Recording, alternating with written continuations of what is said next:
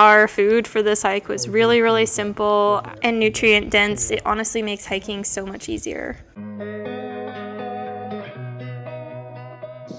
Hello my friends, today I'm going to show you what I ate while hiking Trolltunga. This is one of Norway's most famous hikes, and it's actually a hike that's been on my bucket list ever since I was a teenager, so this was really, really exciting for me. If you've been around for a while, you'll know that for years I was severely ill with Ehlers-Danlos syndrome and dysautonomia and a whole host of other chronic illnesses that left me bedbound and needing to use a wheelchair. So being able to go on a 12-mile challenging hike was something that I never would have imagined possible just a couple of years ago, and I'm so grateful for all the healing and the progress that I've seen due to changing my diet and regulating my nervous system so that my body could heal. So, spoiler alert, I am doing an animal-based diet, so most of what I eat on this hike and after the hike will be meat. That really helped me to feel sustained and capable of doing such a challenging hike.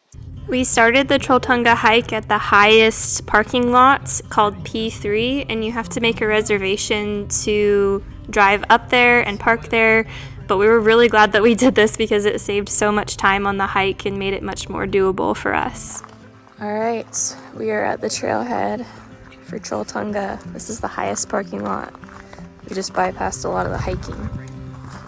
We left our hotel too early to get their breakfast, so we just had some of this homemade jerky that we brought with us on our trip. It was delicious, it was filling, it was simple, and that's one of the great things about eating an animal-based diet.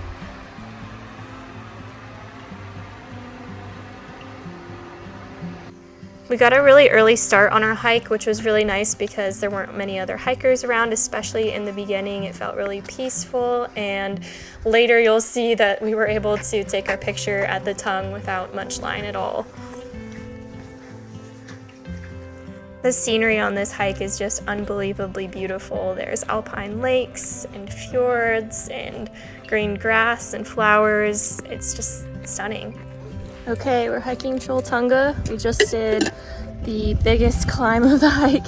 It was pretty intense, but it looks like our trail coming this way is going to be pretty flat, so hopefully we'll be able to catch our breath, but the view's pretty nice. How you doing? Doing great.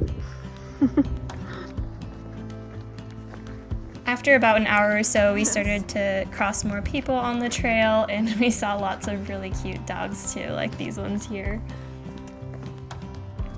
Whenever I'm hiking or traveling, I always make sure to bring tallow-based skincare with me. So I've got tallow chapstick and tallow lotion, and this is from a company called Clara and Fritz. I've tried lots of different tallow brands, and this is by far the best in my opinion. It's got very simple ingredients, it's nourishing for the skin, it's non-toxic, and it's all natural. As you can see, I brought this with me on my trip to Norway. I bring it with me everywhere I go, and I've been using tallow skincare for over 2 years now and love it. If you're looking for a natural option for skincare, I'd highly recommend trying out Clara and Fritz. I will link their shop down below, and you can use the code RACH for a discount at checkout. Thank you so much to Clara and Fritz for sponsoring this video.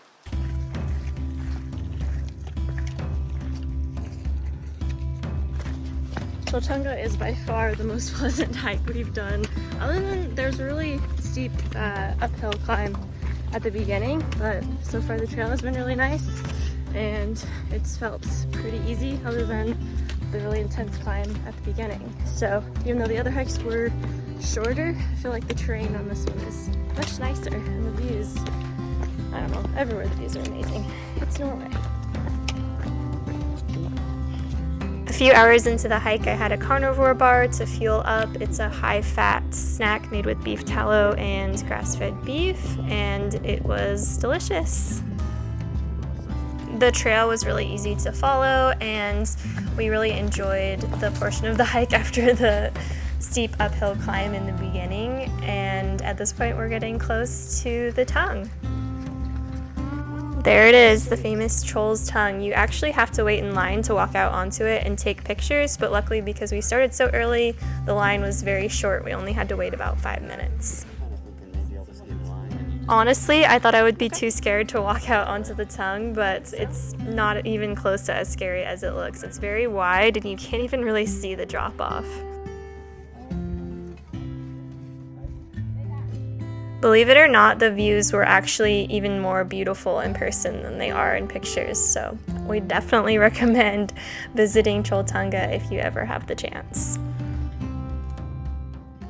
After going out on the tongue, we found this beautiful spot to have our lunch. What are you eating? A nut bar. Nice. I saved my favorite beef jerky for a special treat. Got some carnivore snacks. Look at that fat right there.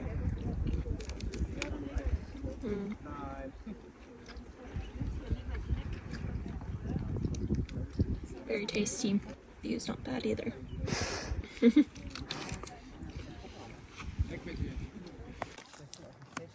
You gonna share those?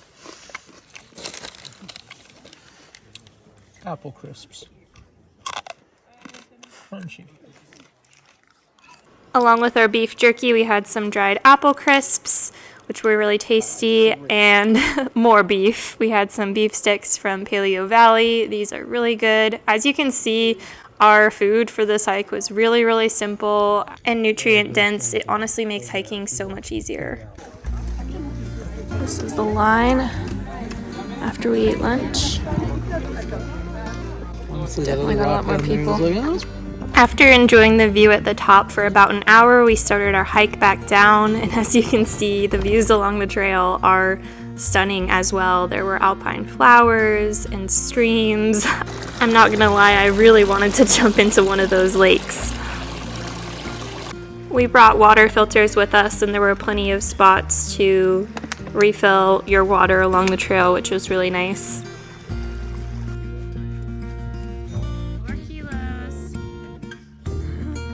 We are starting our descent down the big hill mountain thing, and it started to rain, but just a little bit. It feels really good.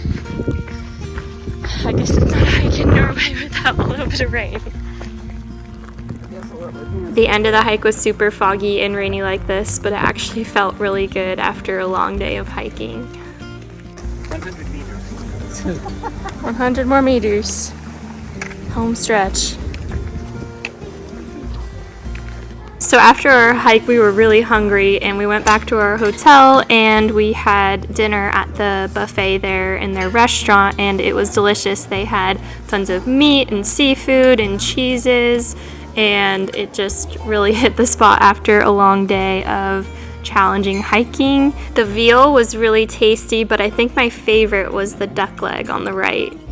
They had lots of really fancy looking desserts. I didn't have any of those, but I did have some of the strawberries and cream, which was absolutely delicious. The strawberries in Norway are way better than the strawberries in the USA. Then, of course, I had to go for a swim in the fjord, and I believe this water was about 50 degrees Fahrenheit, so not quite as cold as you'd think, but still pretty chilly. And it felt really, really good on my aching muscles after such a challenging day of hiking. Feels good. It's a bit chilly. It's awesome. So awesome. I can't believe it. They also got these fancy robes. I'll show you what they look like. They're basic robes, but they make you feel fancy, right? Yeah. And then we've got these slippers. Here's the view.